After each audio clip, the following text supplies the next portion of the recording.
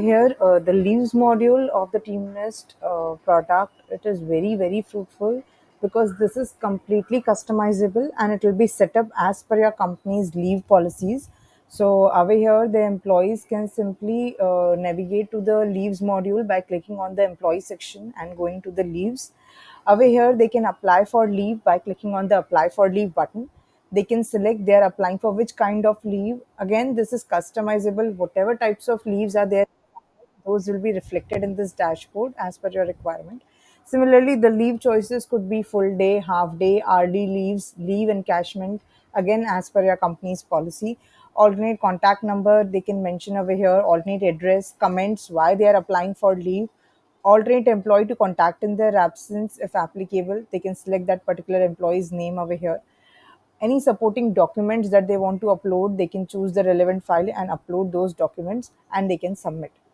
So specifically during the sick leaves and all, they can even upload the documents like their doctor's prescription or reports from the hospitals and all. So all those documents they can upload over here and they can submit, which will then go to the concerned manager for the approval. So whatever leaves they are applying, it will go to the concerned manager for the approval.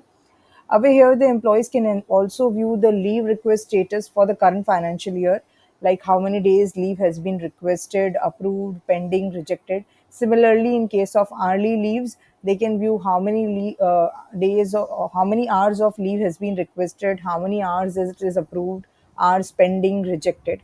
They can even check the leave balance status for the current financial year over here, like under each leave category, how many leaves are available, how many are utilized. They can view the status completely over here.